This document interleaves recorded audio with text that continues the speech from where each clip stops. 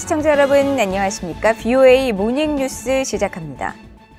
중국에서 벌어진 한중 외교장관 회담에서 양측은 북한 핵 문제 해법에 대한 논의와 양국 간 논란이 계속되고 있는 사드 산불 정책에 대한 입장을 서로 밝혔습니다. 한국의 전문가들은 이번 회담에서 중국의 목표는 한국의 외교 정책이 미국으로 기우는 것을 막으려는 데 있었다면서 북한의 도발 여부에 따라 사드 산불이 한중 관계의 변수가 될 것으로 전망했습니다. 첫 소식 조상진 기자가 보도합니다. 중국을 방문한 박진 한국 외교부 장관은 10일 기자간담회에서 전날 왕이 중국 외교부 장과의 회담을 통해 북한 핵 문제에 대한 한국의 입장을 명확히 설명했다고 밝혔습니다. 박 장관은 북한이 도발을 멈추고 대화로 복귀해 진정한 비핵화의 길을 걷도록 중국이 건설적인 역할을 해달라고 당부했으며 한국이 마련 중인 대북 협상 로드맵의 요지와 준비 상황도 중국 측과 공유했다고 말했습니다.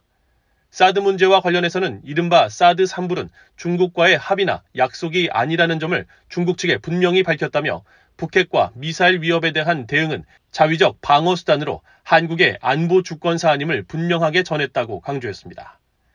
이에 대해 중국 왕이 부장은 북한 문제에 관해 중국이 할 수 있는 건설적 역할을 발휘할 것이며 사드 문제에 대해서는 안보 우려를 중시하고 문제의 적절한 처리를 요구했다고 밝힌 것으로 전해졌습니다.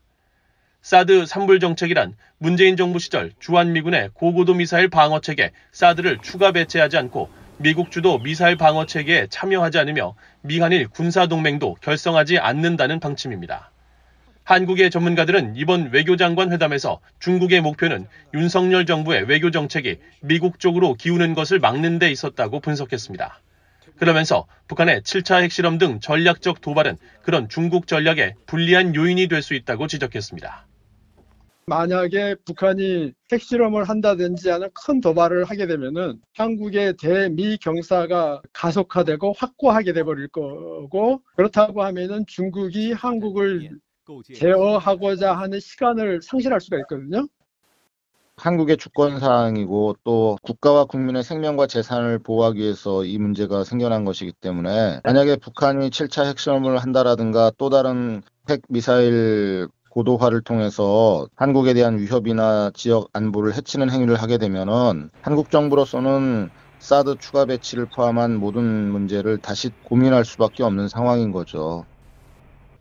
김흥규 아주대 미중정책연구소장도 중국이 미국과의 전략 경쟁 속에서 북한을 적으로 돌리거나 북한의 도발을 억제하는 영향력을 행사하지는 못할 것으로 전망했습니다.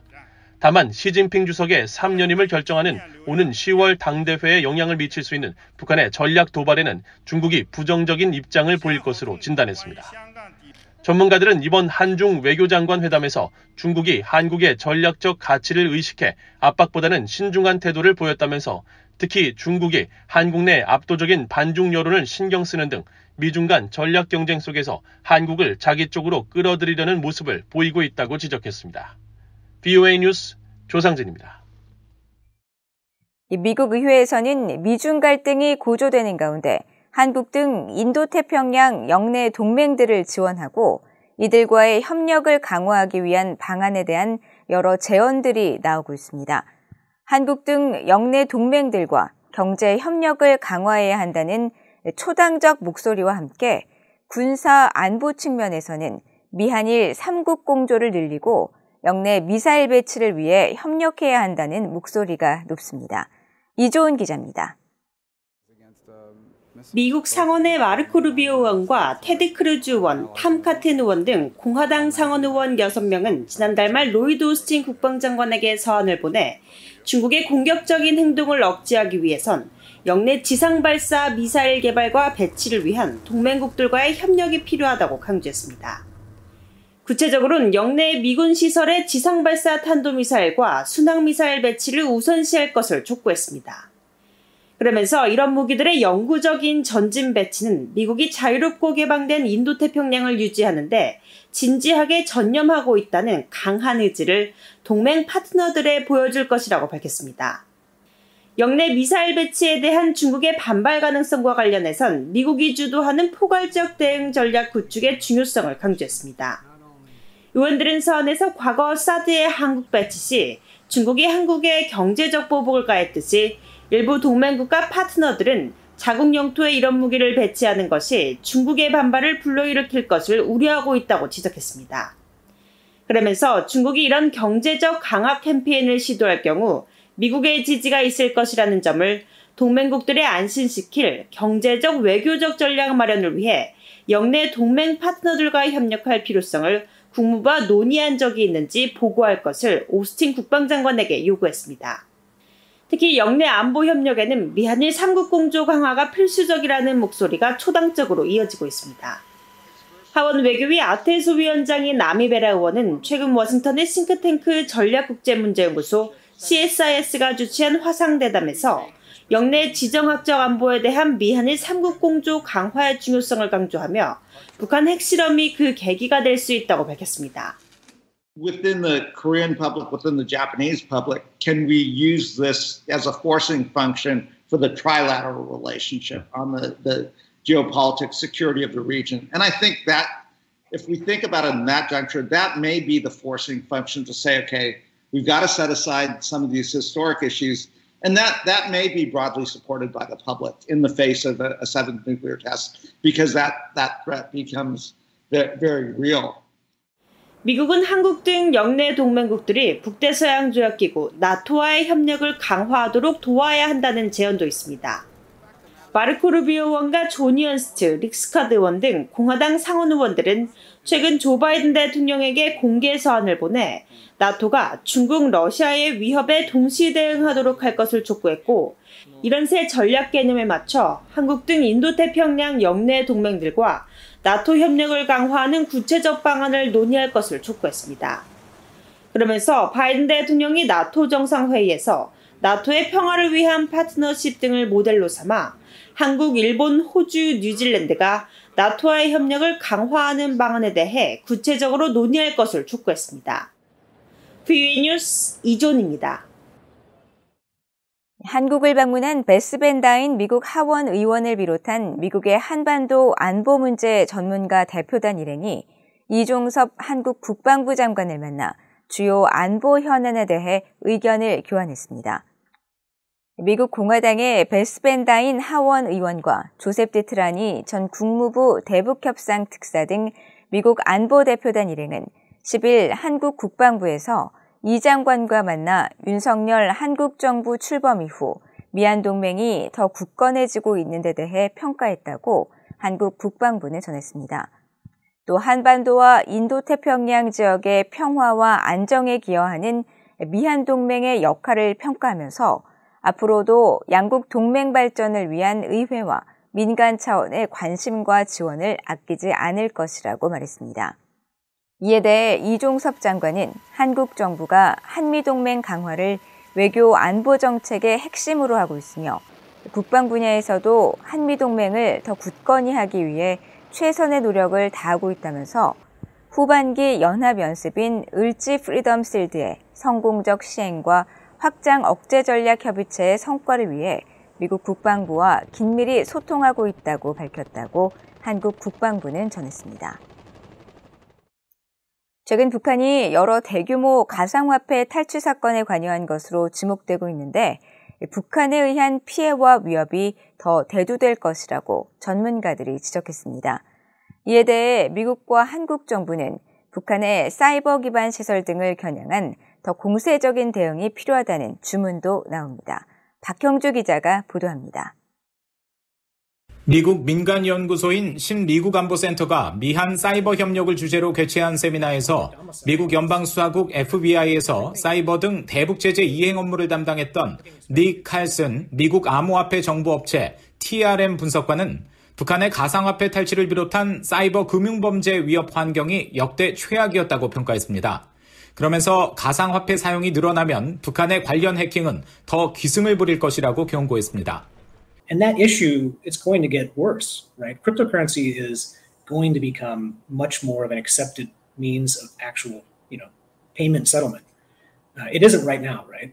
Really, for the vast majority. But, in 5 years, I think it's completely believable that there will be, settlement of international petroleum deals in crypto.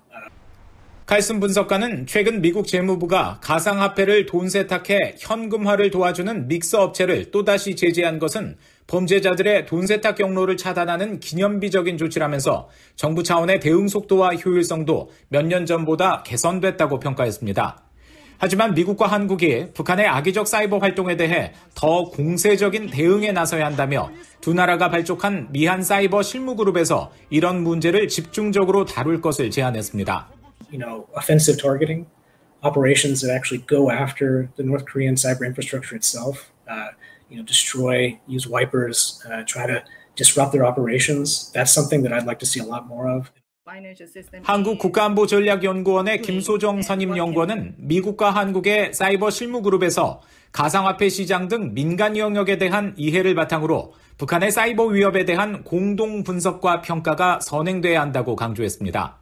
There's a lot of things to further studies together, so it seems that we're, for example, domestic development of North Korean cyber capacity assessment at the same time, and then threat status analysis report we can make it public by ourselves together and identify North Korean activities and funding sources and uses with evidences.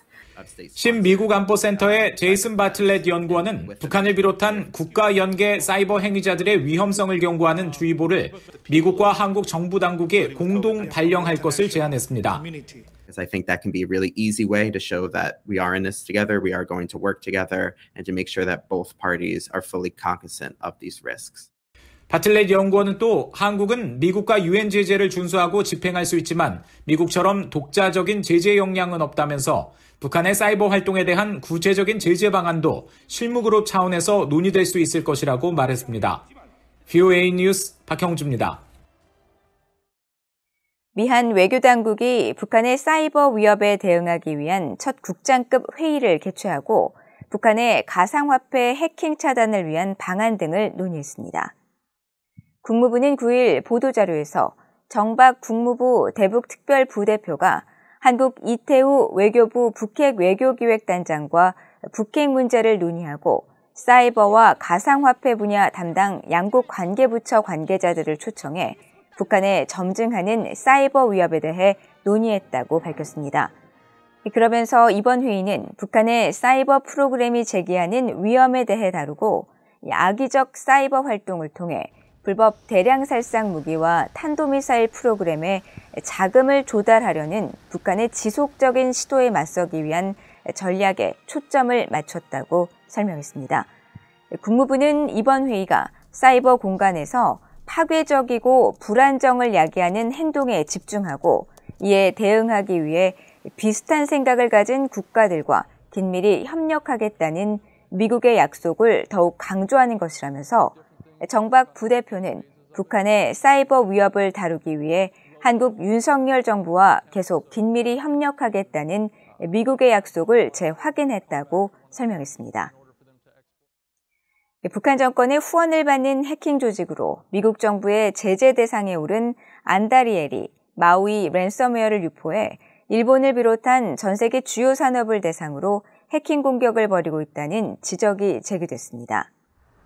국제 사이버 보안 기업 카스퍼스키는 9일 발표한 보고서를 통해 지난달 6일 미국 정부가 합동주의보를 발령한 마우이 랜섬웨어 악성 코드의 배후에 북한 해킹 조직 안다리엘이 있을 가능성이 있다고 지적했습니다.